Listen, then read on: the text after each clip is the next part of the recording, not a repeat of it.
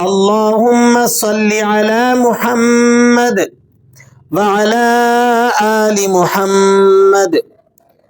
قرآن کریم کے رشتے سے جڑے ہوئے تمام بہن بھائیوں کو السلام علیکم۔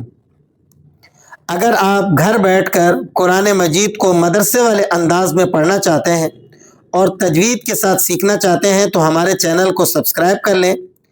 اس پر ہم روزانہ نورانی قاعدے سے ایک سبق اپلوڈ کرتے ہیں اور یہ سلسلہ انشاءاللہ ختم قرآن تک چلے گا۔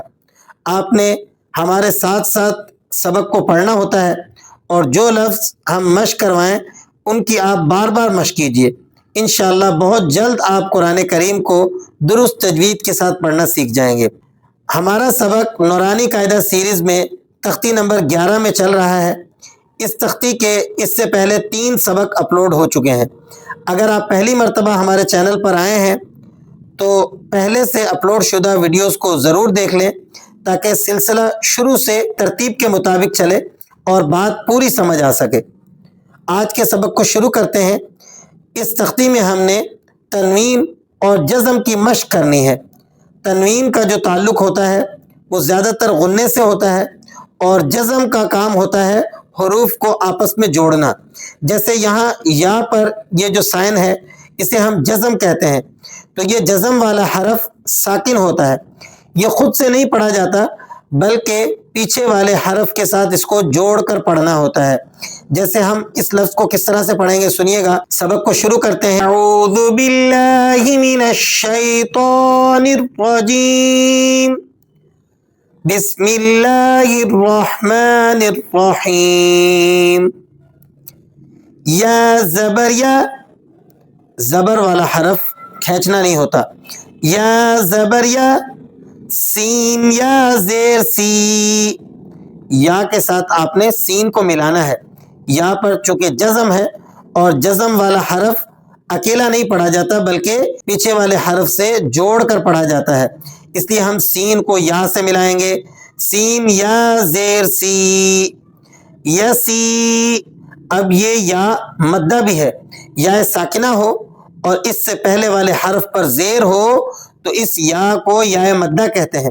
اور حروف مدہ ہم نے نورانی قاعدہ سبق نمبر 8 میں اس کی پوری تفصیل پڑھی تھی کہ حروف مدہ الف واو یا، جب الف سے پہلے زبر ہو، یا ساکنہ سے پہلے زیر ہو، واو ساکنہ سے پہلے پیش ہو تو یہ تینوں حروف مدہ کہلاتے ہیں اور انہیں ہم نے 2 حرکتوں جتنا کھینچ کر پڑھنا ہوتا ہے، اس لیے ہم اسے کھینچ کر پڑھیں گے۔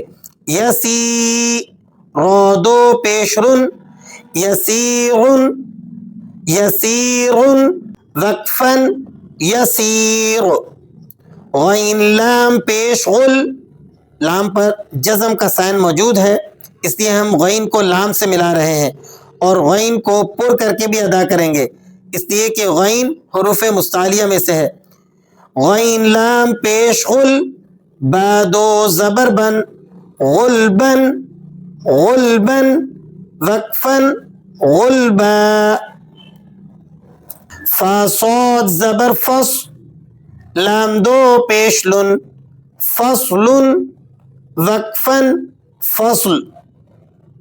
قاف دال زبر قد، قاف دال زبر قد، دال پہ قلقلہ ادا کریں گے۔ 5 حروف قلقلہ والے ہیں، جب ان پر جزم آتی ہے تو انہیں آپ نے ذرا جھٹکے کے ساتھ پڑھنا ہوتا ہے۔ قاف، طا، با، جیم اور دال، یہ 5 حروف ہیں، ان میں دال بھی شامل ہے اس لیے ہم یہاں دال کو جھٹکے کے ساتھ پڑھ رہے ہیں۔ قاف دال زبر قد، حا دو زبر حن، حا کو آپ حلق سے ذرا زور لگا کر ادا کریں گے، یہ حلق سے ادا ہوتا ہے۔ اگر آپ نے اس کو حلق سے زور کے ساتھ نہیں پڑھا تو یہ ہا بن جائے گا اور اس کا تلفظ غلط ہو جائے گا۔ آپ نے اس کو ہا کو وسط حلق سے، یعنی جہاں حلق میں ابھری ہوئی ہڈی ہوتی ہے وہاں سے ذرا زور کے ساتھ پڑھنا ہوتا ہے۔ حا دو زبر حن، قدحن، وقفن، قدحا۔ قاف ضاد زبر قد، با دو زبر بن، قدبن، وقفن، قدبا۔ کاف حمزہ زبر کا، کاف حمزہ زبر کا، جس الف پر جزم یا کوئی حرکت ہو اس الف کو آپ الف نہیں بلکہ حمزہ پڑھتے ہیں، اس لیے ہم یہاں کاف کے ساتھ جڑے ہوئے اس الف کو حمزہ پڑھ رہے ہیں۔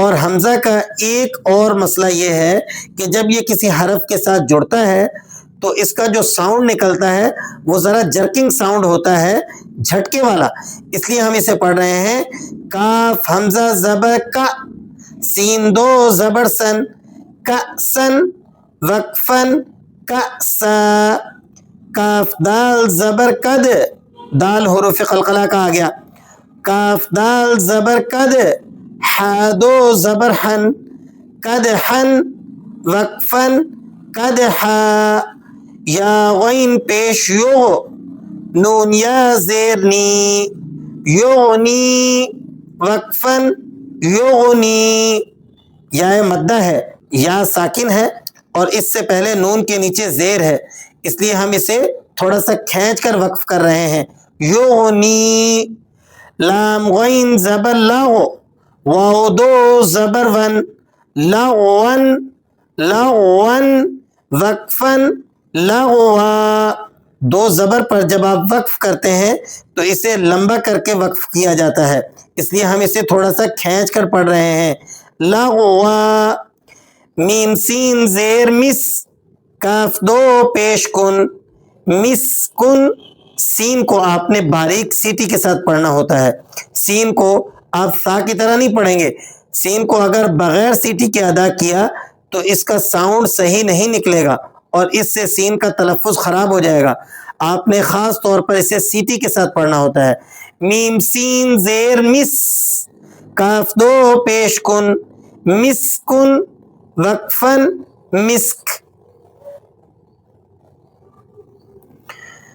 نون خو زبر نخ، لام دو زبر لن، نخلن، وقفن نخلا، نخلا، خو کو آپ پر کر کے ادا کریں گے، اس کا تعلق حروف مستعلیہ سے ہے، نون شین زبر نش، یہ شین حروف شجریہ میں سے ہے، اس کی صفت یہ ہے کہ اس کی آواز ذرا پھیلتی ہوئی محسوس ہوتی ہے، نون شین زبر نش، تو دو زبر تن، نشتن، وقفن نشتو، نون فا زبر نف، سین دو زیر سین، نفسن، نفسن، وقفن نفس، نون قوف زبر نقو، نقو، قوف حروف قلقلہ کا آ گیا، اس لیے ہم جھٹکا بھی لگا رہے ہیں اور اسے پر کر کے بھی پڑھ رہے ہیں کیونکہ قوف حروف مستعلیہ میں سے بھی ہے، نون قوف زبر نقو، عین دو زبر عن، نقعن، وقفن نقعا، یاسین پیش یس، یس، سین کو باریک سیٹی کے ساتھ، رو دو زبر ون، یسرن، یسرن، وقفن یسرو۔ الحمدللہ نورانی قاعدہ تختی نمبر 11 کے سبق نمبر 4 میں جن الفاظ پر ہم نے مشق کرنی تھی وہ ہمارا مرحلہ مکمل ہوا۔ اللہ کریم ہم سب کے لیے قرآن کریم کو درست انداز میں پڑھنا آسان بنا دے۔ آپ ان الفاظ کو بار بار مشق کے ذریعے سے مضبوط کرنے کی کوشش کیجئے۔ جب ان الفاظ کی ادائیگی آپ درست کرنا سیکھ جائیں گے تو آپ کے لیے قرآن کریم تجوید سے پڑھنا آسان ہو جائے گا۔ سلسلے کے ساتھ جڑے رہیں، چینل کو سبسکرائب کر لیں۔ اگر آپ نئے ہیں تو پہلے سے اپلوڈ شدہ سبقوں کو ضرور دیکھ لیں اور نئے آنے والے اسباق کو ترتیب سے دیکھتے رہیں۔ انشاءاللہ نئے سبق کے ساتھ دوبارہ حاضر ہوں گے، تب تک کے لیے اجازت دے دیجیے۔ السلام علیکم ورحمۃ اللہ وبرکاتہ۔